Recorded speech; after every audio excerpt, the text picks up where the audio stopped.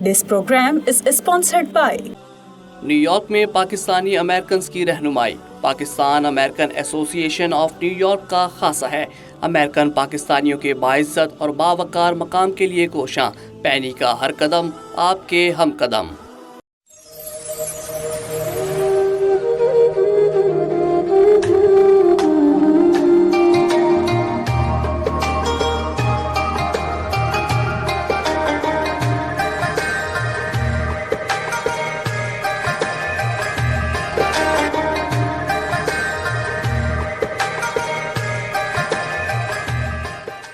نحمده ونصلي على رسوله الكريم اما بعد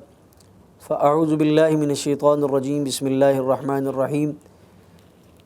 فإن آمنوا بمثل ما آمنتم به فقد اهتدوا وقال رسول الله صلى الله عليه وسلم عليكم بسنتي وسنة الخلفاء الراشدين المهديين صدق الله العظيم۔ عزیزان محترم، سماعت کرنے والے سامعین، آج ہماری گفتگو کا جو عنوان اور موضوع ہے وہ ہے شان علی رضی اللہ تعالی عنہ۔ پہلے تو ہمیں یہ سمجھنا چاہیے کہ حضرت علی رضی اللہ تعالی عنہ کا مقام، مرتبہ، فضیلت، رتبہ، آپ کی دین کے لیے قربانیاں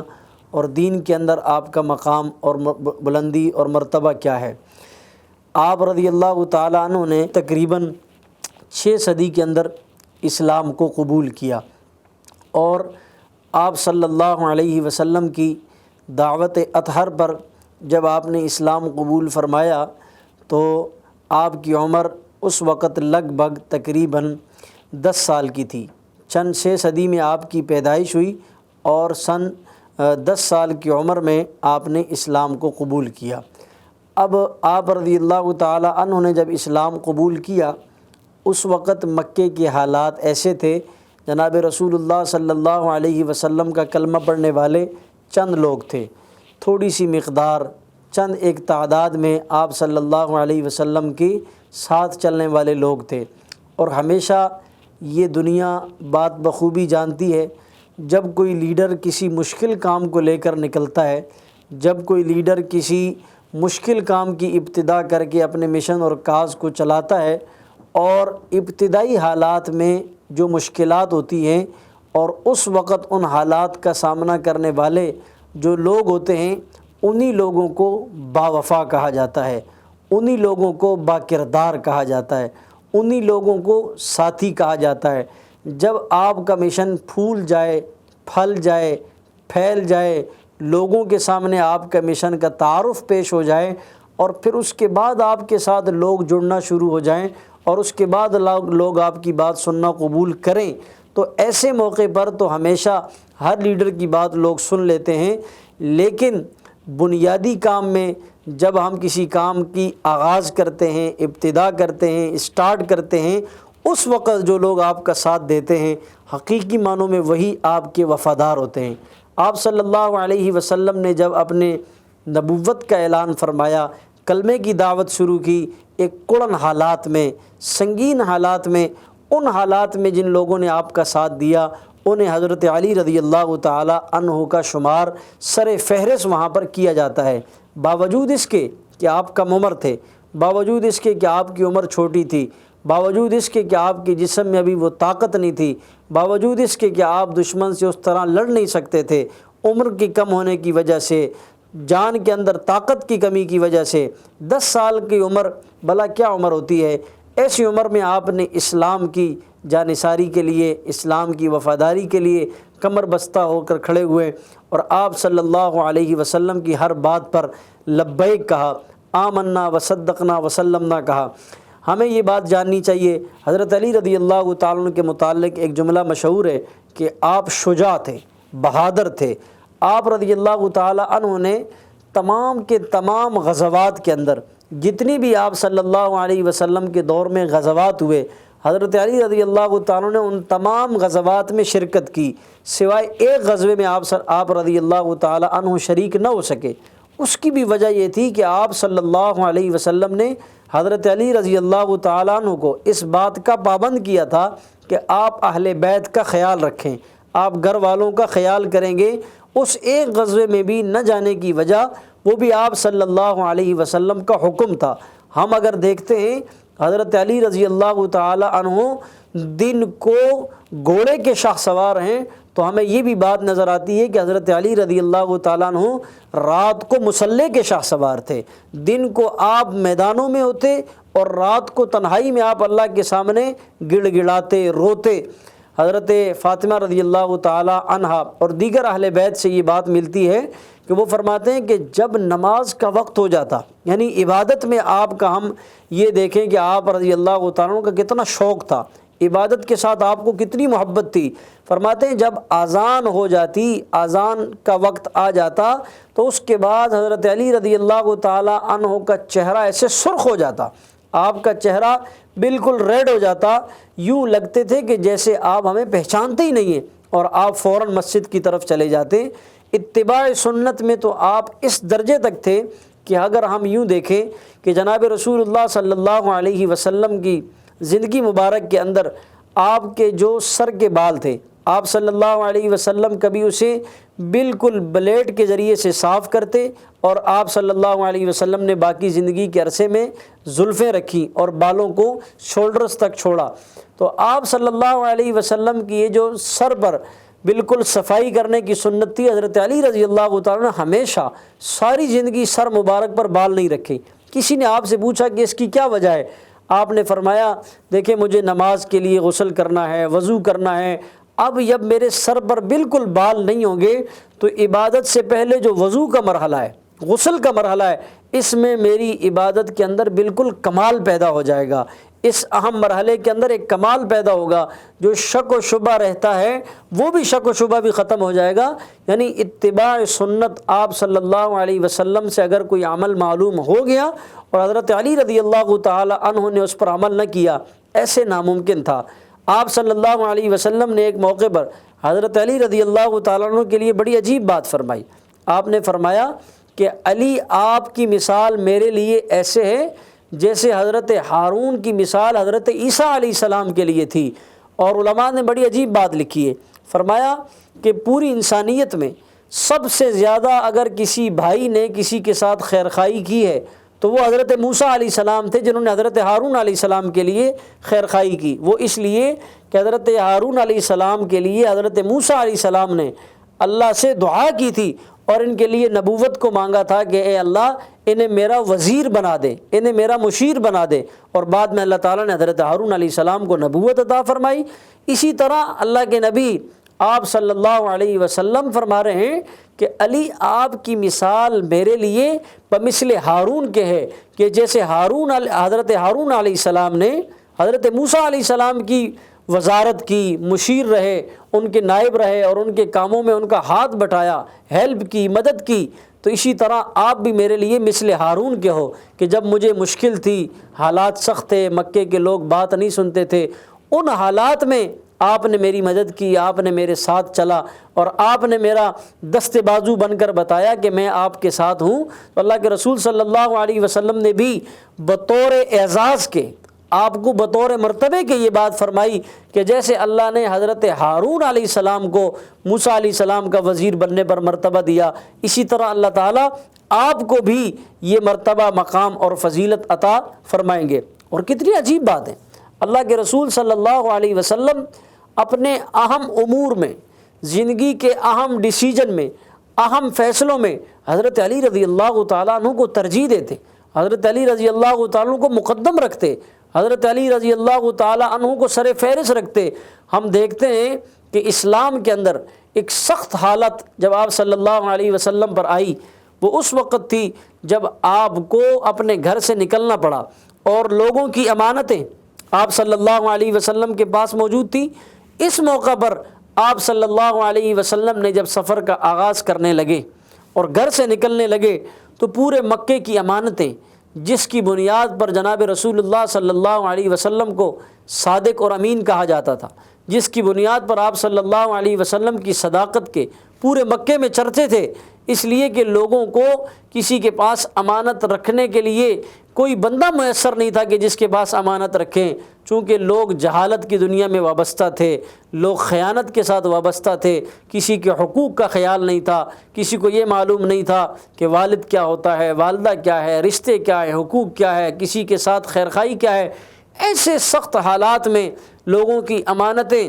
آپ صلی اللہ علیہ وسلم کے پاس ہیں، اور آپ اپنے گھر سے نکلنے کا ارادہ فرما رہے ہیں، تو آپ نے اپنی امانتوں کا، ان امانتوں کی حفاظت کے لیے جس پر اعتماد کیا، جس پر آپ نے ٹرسٹ کیا، وہ شخصیت جو تھی وہ مرد قلندر حضرت علی رضی اللہ تعالی عنہ تھے۔ اس لیے کہ آپ صلی اللہ علیہ وسلم سے اگر ان امانتوں میں کچھ کمی ہو جاتی تو مکے کا وہ سارا اعتماد، وہ سارا یقین، لوگ کیا کہتے کہ محمد صلی اللہ علیہ وسلم نے ہماری امانتوں کے اندر معاذ اللہ کوئی کمی بیشی کی ہے۔ لیکن اللہ کے رسول اتنی امانت داری، اتنا امانت میں خیال، اس تمام پاسداری کے رکھتے ہوئے آپ صلی اللہ علیہ وسلم نے جس بندے پر انتخاب کیا، جس پر اعتماد کیا، وہ حضرت علی رضی اللہ تعالیٰ عنہ تھے۔ آپ نے اپنی امانتیں حضرت علی کے حوالے کی اور آپ پھر سفر پر روانہ ہوئے۔ ہم اپنی عملی زندگی کے اندر ہم دیکھتے ہیں، ہم اپنی چھوٹی سی امانت، چھوٹی سی قیمتی چیز اپنی، حالانکہ ہماری اپنی ذاتی خریدی ہوئی ہوتی ہے، وہ ہماری اپنی ملکیت کی ہوتی ہے، لیکن ہم کوشش کرتے ہیں ایسے شخص کے حوالے کریں، ایسے شخص کے پاس رکھیں جو اس کی قدردانی کر سکے، جو اس کا خیال رکھ سکے، جو اس کا پاس رکھ سکے، تاکہ بوقت ضرورت ایسا نہ ہو کہ ہمیں وہ چیز میسر نہ آئے اور ہمیں شرمندگی کا سامنا نہ ہو۔ تو اسی طرح آپ صلی اللہ علیہ وسلم نے جو دوسروں کی امانتیں تھیں، جو دوسروں کا مال تھا، اس کی حفاظت کے لیے اتنا سوچ بچار کی، اور اس کے بعد آپ صلی اللہ علیہ وسلم نے حضرت علی رضی اللہ تعالی عنہ کے اوپر اعتماد کرتے ہوئے آپ نے انہیں وہ مکے کی امانتیں لوگوں کی سپرد فرمائی۔ ایک موقع پر آپ صلی اللہ علیہ وسلم نے حضرت علی کا مقام، مرتبہ، رتبہ اور شان بتانے کے لیے غدیر خم کے موقع پر آپ نے فرمایا، جو مجھے اپنا آقا مانتا ہے، جو مجھے اپنا دوست مانتا ہے،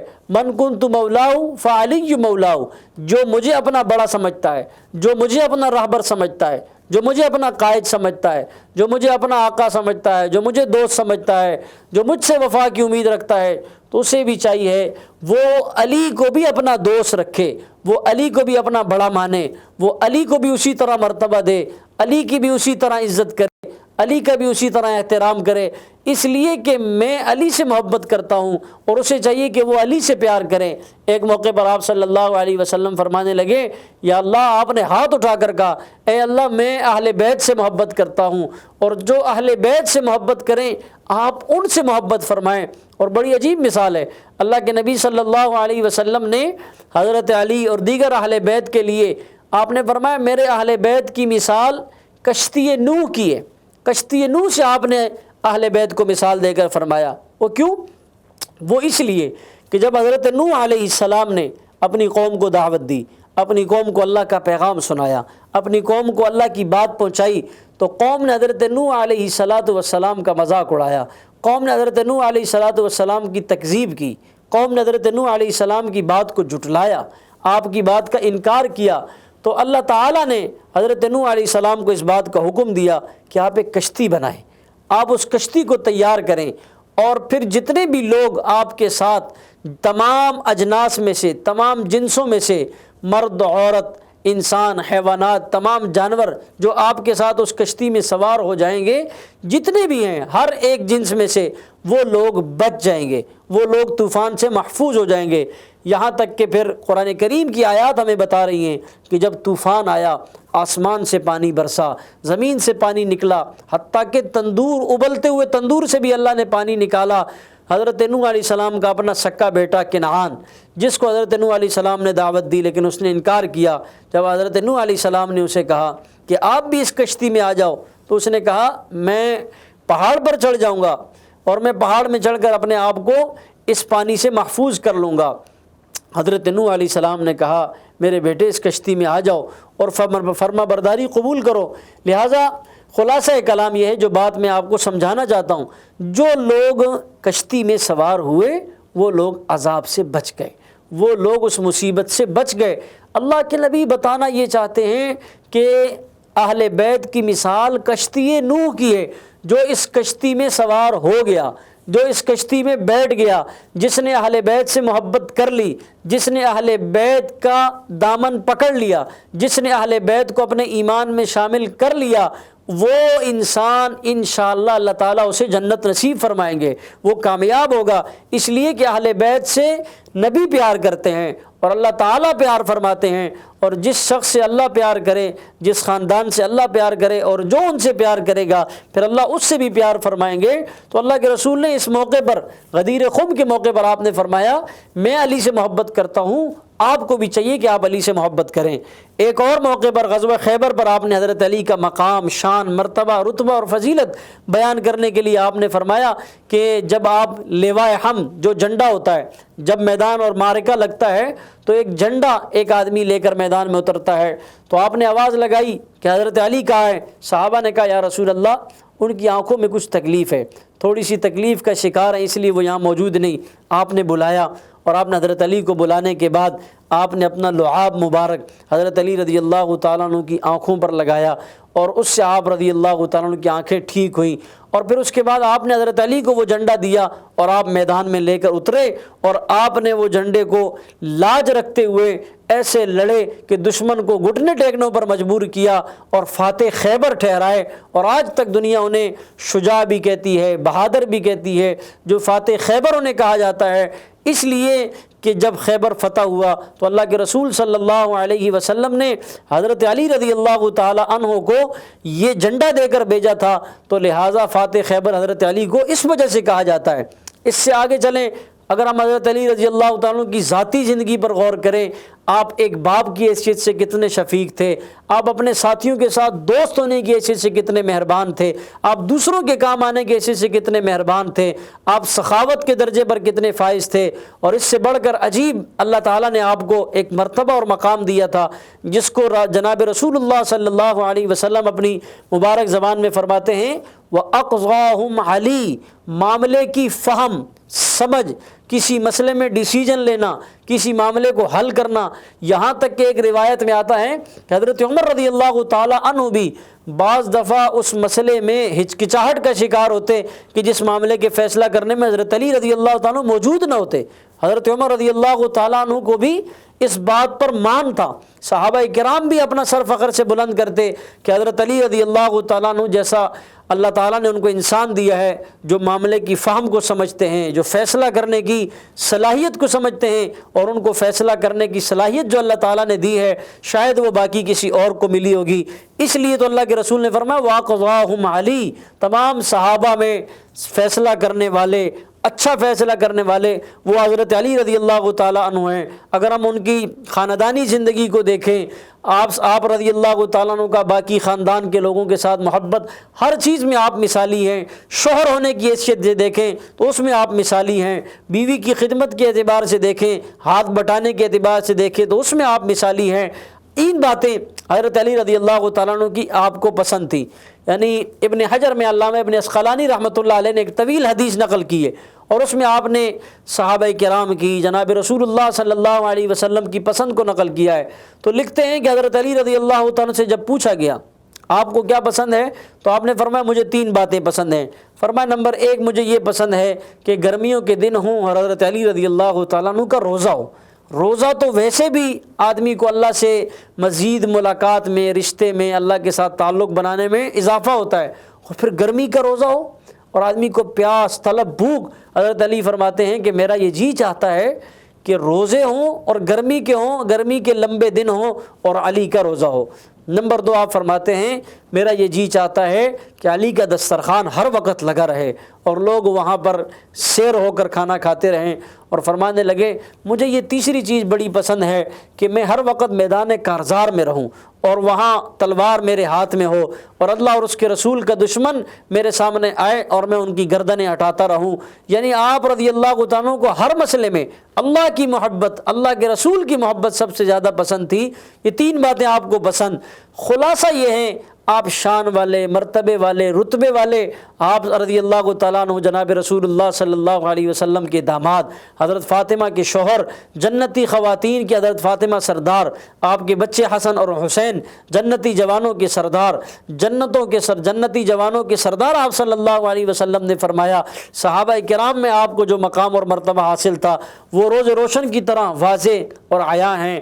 یعنی آپ ہر عبادت میں سب سے اعلیٰ اور افضل، آپ کی عبادت میں مثال نہیں ملتی، آپ کی بہادری میں مثالیں نہیں ملتی، سخاوت میں آپ جیسی مثال کسی کی نہیں، لوگوں کے کام آنے میں آپ جیسی مثال کسی کی نہیں، قرآن کی تلاوت کرنے میں آپ جیسی مثال کسی کی نہیں، رسول اللہ کی سنتوں کی اتباع کرنے میں آپ جیسی مثال کسی کی نہیں۔ پھر یہاں تک کہ آپ نے یہ ساری زندگی اللہ کی فرما برداری میں گزاری اور 21 رمضان المبارک کو آپ کو شہید کیا گیا، آپ کو خوارج کی طرف سے مختلف نقصانات پہنچائے گئے، اور یہاں تک کہ پھر آپ کی شہادت واقع ہوئی۔ مسلمان کے لیے وقتی طور پر اس وقت شہادت ایک صدمہ ہوتا ہے، لیکن شہادت ایک انعام ہے۔ یعنی آپ رضی اللہ عنہ نے بتایا ہے کہ اسلام کے لیے ہم نے سر کو لوگوں کے سامنے جھکایا نہیں، بلکہ سر فخر سے بلند کیا ہے، سر کٹا تو ہے مگر جھکا نہیں ہے۔ آپ رضی اللہ تعالی عنہ کی زندگی سے ہمیں جینے کا طریقہ ملتا ہے، حوصلہ ملتا ہے، شجاعت ملتی ہے، بہادری اور دلیری ملتی ہے۔ ہمیں چاہیے کہ ہم اپنی عملی زندگی میں بھی حضرت علی رضی اللہ تعالی عنہ کی زندگی سے رہنمائی حاصل کریں، ان کی زندگی کو فالو کریں، اور اپنی اولاد کو ان کی زندگی بتائیں، اپنے آنے والی نسل کو ان کی زندگی بتائیں، تاکہ ہمارے اندر بھی ان جیسے صفات پیدا ہوں، ان جیسا کریکٹر پیدا ہو، ان جیسا کردار پیدا ہو سکے۔ اللہ تعالیٰ سے ہم یہ دعا کرتے ہیں کہ اللہ تعالیٰ حضرت علی رضی اللہ تعالی عنہ کی قبر اطہر پر کروڑاں رحمتیں نازل فرمائے، اور ہمیں ان کی مبارک زندگی سے، ان کی مبارک قیمتی زندگی سے زندگی کو فالو کرنے کی اور زندگی گزارنے کا طریقہ ہم ان کی زندگی سے سیکھیں، اور اللہ تعالیٰ نے جیسے ان کی شان کو بڑھایا ہے مزید ان کی شان اور مقام میں اللہ تعالیٰ اضافہ فرمائے، اور اللہ تعالیٰ ہمیں ان کی نقش قدم پر چلنے کی توفیق نصیب فرمائے، اور ہمیں ان کی زندگی کو مشعل راہ بنانے کی توفیق عطا فرمائے۔ والسلام علیکم ورحمۃ اللہ وبرکاتہ۔